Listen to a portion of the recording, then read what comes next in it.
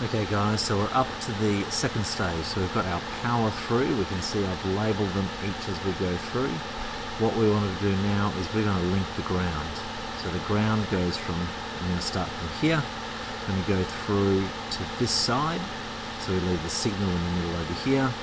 And then what we have to do with the two digital pins is we're going to set up a pull down resistor with your 10k resistor, and then attach the ground to the end and leave the other side of the wire ready for the signal to add as a third stage. So that's the first step that I'm going to do. So I've got my two 10k resistors sitting here. What I'm going to do is I'm going to thread in through nice and tight towards that, so that then what I can do is add a little bit of solder to in there, which then allows me to attach my other bits through here. So what I'm going to do is kind of set it up so I can flatten that down and be able to add in the solder later. So that now goes in nice and easily. Make sure you get a nice shiny tip through there. I've got solder now holding that guy in, and I've got my attachment on the signal on this side, and then my ground's going to come through to there. So just leave him out of the way, and I'm going to then replace that and repeat to the other side. He's going to come through, sitting about there.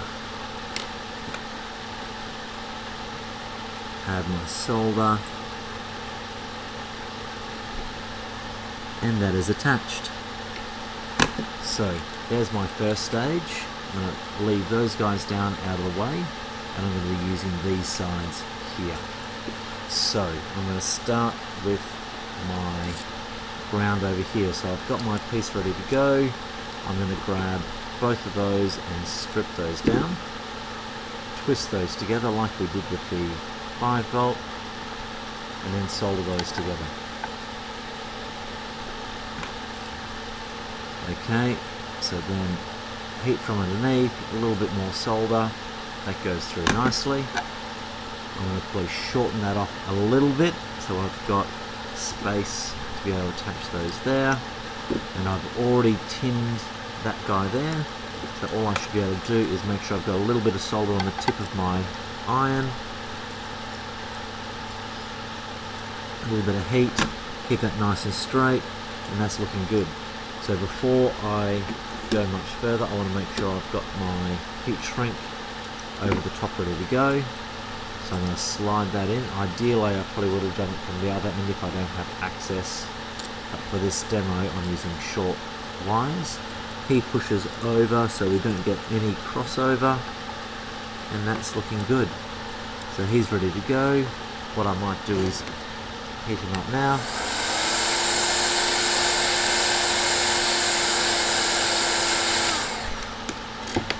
And that's in place.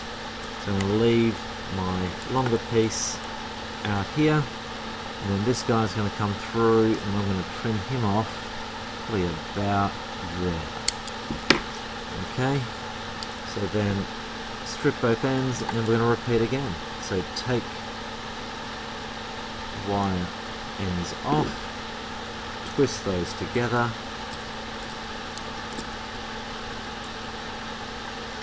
and then solder them together. Then we can attach it to the next pin, if I can manage this part. Okay, they're together.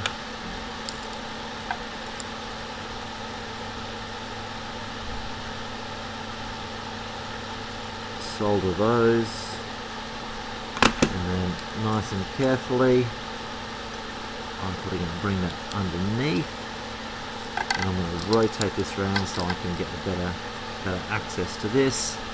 Trim it a little bit off so I've got that exactly where it needs to be, and he's going to go just there. So again, make sure you have a little bit of solder on his shiny on the tip, and that is there.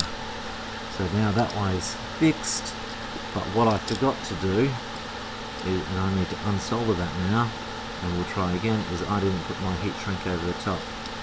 So let him cool down a touch before I try and slide some heat shrink over. and I'll try that again. So we want to make sure that we get that on before we try and attach those on. Keep it as far back as you can so you don't melt the heat shrink where it is. And add a little bit of solder back on there, and take two.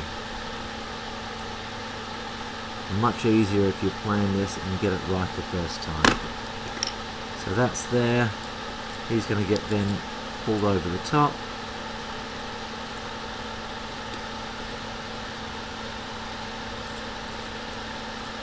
Wiggle them in place. Again, if you try and rush this too soon and it's still hot, you're going to have problems. Okay, so that's there, now ready to go. And I will keep that in place.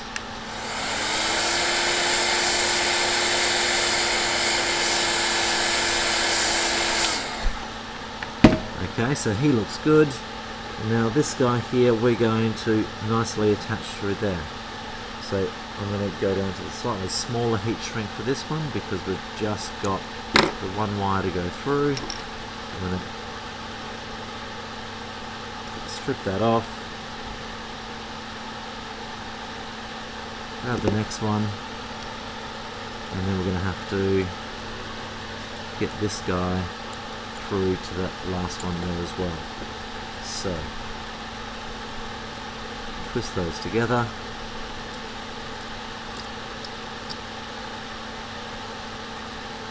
That's in place there. Solder them, so it's just repeating that same patterning process again. Tin the end of that.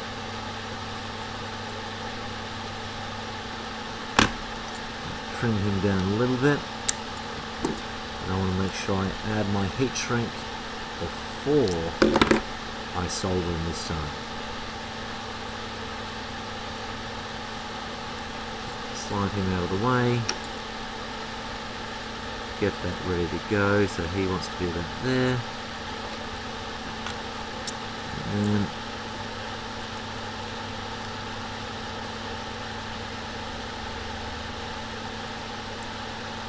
that is in place. So you want to be able to get that heat nice and quickly. The longer you leave it on there, the more chance of you burning yourself or melting your heat shrink while it's sitting there in place. So that should be cool enough now. Slide him over. So that's ready to go. And then the lucky last will be over this way. I need to get those two attached there. So I don't need another wire to the end of this guy, so let's tin the end of that. There he is. Tin this guy. Cut that down a bit. And then add my piece of solder, my heat shrink to the end before I solder that together. So that's ready to go. Because I've already got the solder there, I should be able to just heat them up.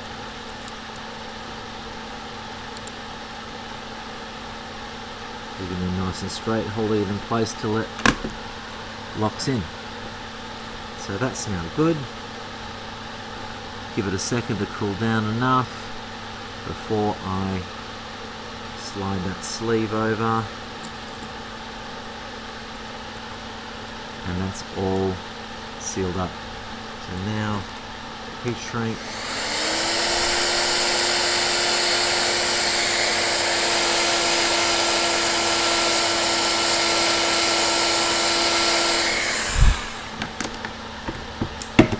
Okay, so now if we have a look at what we've got our signals ready to be attached.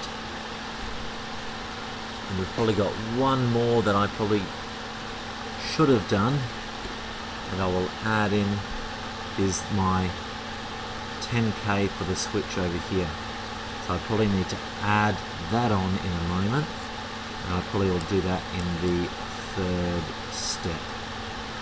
So that was a little bit silly of me. I need to add him on there as well. So So I will do that on my next video.